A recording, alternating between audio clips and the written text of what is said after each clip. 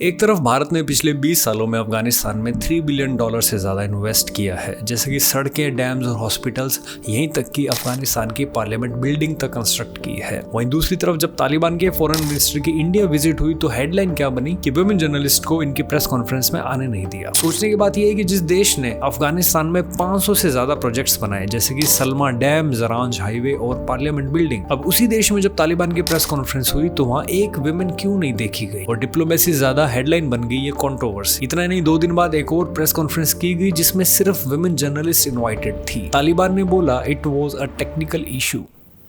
Really क्या है पूरा मामला बताऊंगा इस वीडियो में, इस वीडियो के अंत तक जरूर देखना।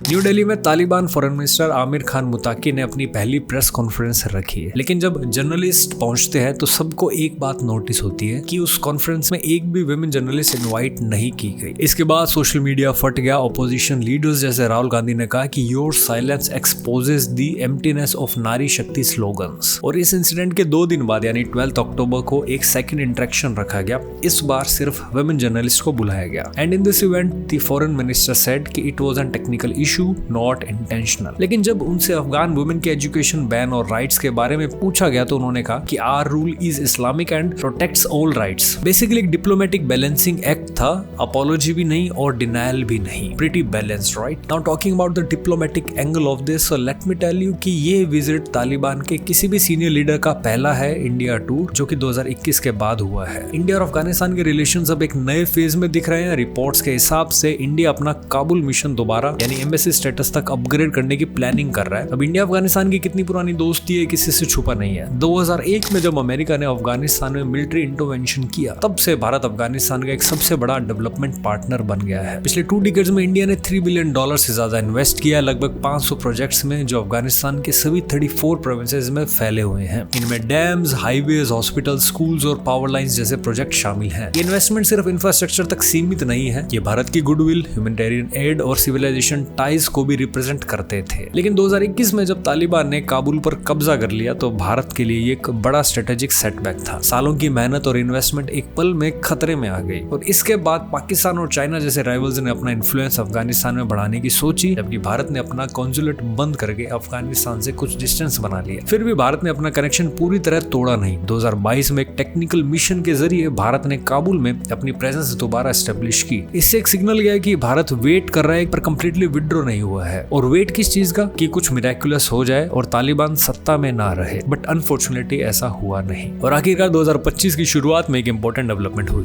दुबई में भारत के फॉरेन सेक्रेटरी विक्रम मिस्री ने तालिबान के फॉरेन मिनिस्टर आमिर खान मुतकी से मुलाकात की। यह 2021 के बाद दोनों देशों के बीच सबसे हाई लेवल मीटिंग थी। उस मीटिंग में ट्रेड और कनेक्टिविटी पर फोकस रहा, खासकर ईरान के चाबार पोर्ट के जरिए, जो भारत ने डेवलप किया है ताकि पाकिस्तान को बाईपास कर सेंट्रल एशिया तक एक्सेस मिल जाए इंडिया को। तालिबान भी इस रूट को सपोर्ट करता है क्योंकि इससे उन्हें खुद के ट्रेड बेनिफिट्स काफी मिलते हैं। क्योंकि भारत जैसा देश जिसका स्टांस तालिबान के खिलाफ रहा है, अब उसे डिफेक्टो लेजिटिमेसी मिल रही है। खैर यहाँ एक इंपॉर्टेंट बात यह है कि भारत ने अब तक तालिबान सरकार को ऑफिशियली रिकॉग्नाइज नहीं किया है, बिल्कुल वैसे ही जैसे दुनिया के ज्यादातर देश कर रहे हैं। लगभग 40 से ज्यादा देश ऐसे हैं जो इनफॉर्मल टाइज मेंटेन कर रहे हैं अफगानिस्तान के साथ। लेकिन चाइना ने एक कदम आगे बढ़कर अपना एम्बेसडर काबुल भेज दिया था पहले ही। अब बात करते हैं रीजनल डायनामिक्स की, तो दिसंबर 2024 में पाकिस्तान ने ईस्टर्न अफगानिस्तान पर एयर स्ट्राइक्स किए थे, जिसमें कई लोग मारे गए थे। पाकिस्तान का इल्जाम था कि तालिबान तारीख तालिबान पाकिस्तान यानी टीटीपी को सपोर्ट कर रहा है। इस टेंशन के दौरान भारत और तालिबान के इंटरेस्ट कुछ हद तक अलाइन होने लगे,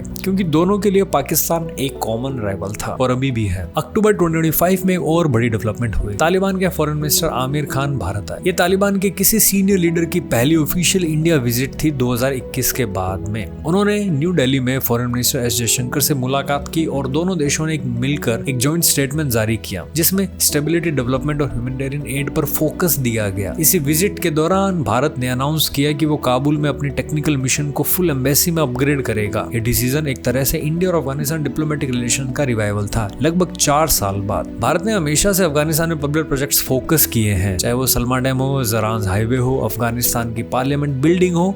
ये सब भारत के लिए गुडविल और सॉफ्ट पावर का सिंबल बन चुके हैं। तो ओवरऑल भारत की अप्रोच क्लियर है, इन्वेस्ट एंड इंड्योर, यानी चैलेंजेस के बावजूद अपनी प्रेजेंस और गुडविल बनाए रखना। आने वाले सालों में एग्रीकल्चर, एनर्जी और मिनरल जैसे सेक्टर्स इंडिया अफगानिस्तान की पार्टनरशिप का एक नए चैप्टर लिख सकते हैं, बिकॉज डिप्लोमेसी में कभी कभी मॉरल क्लैरिटी से ज्यादा जरूरत होती है स्ट्रेटेजिक पेशेंस की। और इन सब के बावजूद इस मीट का पॉइंट ऑफ डिस्कशन बना कि there was no women journalist in the press conference. भाई हो भी क्यों ना, जो देश वुमेन राइट्स को लेकर हमेशा फोरफ्रंट में रहता है, उस जगह ऐसा कुछ देखने को मिले तो थोड़ा क्रिटिसिज्म तो मिलना ही था। तो अब क्वेश्चन सिंपल सा है, क्या एक डिप्लोमेटिक प्रोग्रेस है या वुमेन राइट्स पे कॉम्प्रोमाइज? आपका क्या कहना है कमेंट्स में लिख कर जरूर बताएं। मेरा नाम है सूर्या, आगे मिलता हूँ ऐसे किसी वीडियो में। Till then, good bye.